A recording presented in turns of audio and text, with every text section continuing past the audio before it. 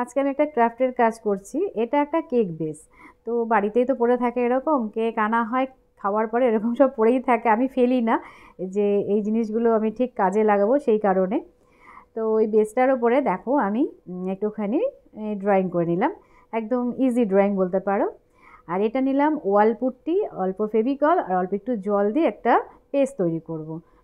ওয়াল পুট্টিটা আমার ঘরে অনেক দিন ধরে পড়েছিল, তো কি করব সেটা আজকে আইডিয়া বার করলাম যে এই কাজটাই করি, জিনিসগুলো শেষও হবে আর একটা কাজও হয়ে যাবে আর কি।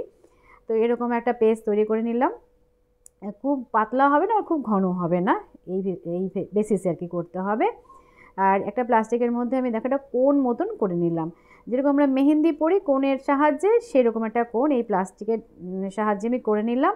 একটা রাবার ব্যান্ড দিয়ে উপরটা টাইট করে বেঁধে নিলাম।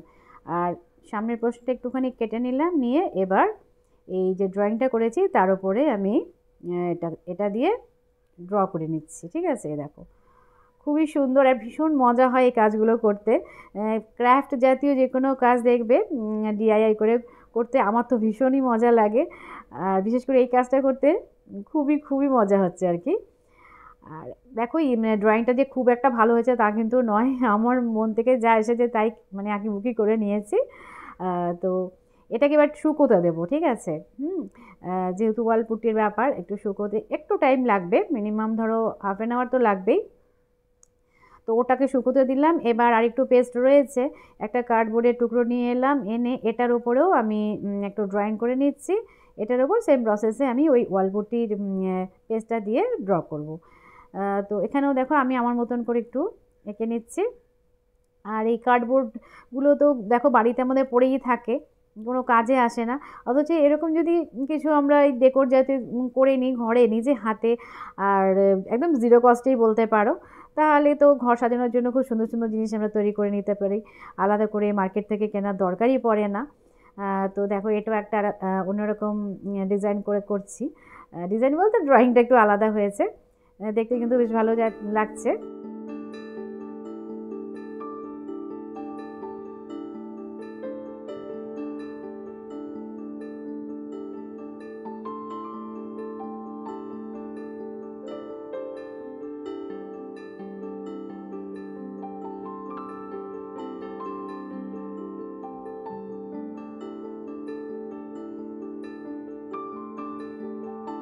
পেস্ট করেছিলাম পুরোটাই শেষ করে দিলাম, দুটো করে আর কি।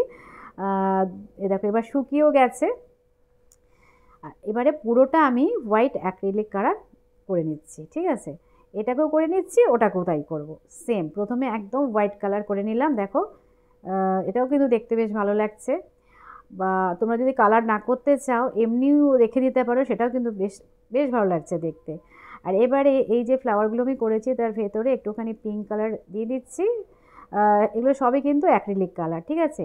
আর একটুখানি গোল্ডেন কালার ছিল আমার কাছে, তো সেটা দিয়ে একটুখানি হাইলাইট করে দিচ্ছি, দেখতে কিন্তু বেশ ভালো লাগছে। দেখো গোল্ডেন কালার দিয়ে একটু হাইলাইট করে দিলে না কাজটা কিন্তু বেশ ফুটে উঠেছে, দেখো কি ভালো লাগছে। তো ক্যামেরা কতটা বুঝতে পারছো আমি সেটা তো বুঝতে পারছি না, কিন্তু আমার কিন্তু ভীষণই ভালো লাগছে দেখতে। এখনও দেখো পুরোটা প্রায় কমপ্লিট হয়েই গেল। আর চারপাশে আমি একটুখানি আবার ওই গোল্ডেন কালারটাই দিয়ে দেবো একটা বর্ডার হিসাবে, তাহলে আরও দেখতে ভালো লাগবে। আর এটাকেও সেম প্রসেসে আমি করে দিচ্ছি, এখানে আমি আর কোনো কালার ইউজ করছি না, জাস্ট এই তোমার গোল্ডেন কালারটাই দিয়ে দিচ্ছি, তাতেই কিন্তু দেখতে বেশ ভালো লাগছে দেখো। আর অন্য কোনো কালার এখানে দেওয়ার প্রয়োজনই নেই। তো দেখো কত সুন্দর একটা ডেকোর পিস তৈরি হয়ে গেল, আমরা ওয়াল ডেকোর হিসেবে ইউজ করতে পারি খুব সুন্দরভাবে। দেখো আর এই যে চারপাশটা আমি একটুখানি গোল্ডেন কালার দিয়ে দিচ্ছি। তো ফাইনালি আমার কিন্তু তৈরি হয়ে গেল দুটো এই ওয়াল ডেকোরই বলতে পারো, আর ওয়াল পুট্টি দিয়ে করে নিলাম। তো ফাইনাল লুকটা দেখতেই পাচ্ছ, খুবই ভালো লাগছে। তো আমি এখন আর ওয়ালে অ্যাটাচ করছি না, পরে করবো আর কি, জাস্ট তোমাদের সাথে এখানে রেখে শেয়ার করছি। এরকম দেখো যে কোনো জায়গায় রেখে দিলে কিন্তু সেই জায়গার সৌন্দর্য বৃদ্ধি করবেই, বাড়ির যে কোনো জায়গায়, তাই না। তো চলো আজকের মতন টাটা, আবার দেখা হবে নেক্সট ব্লগে।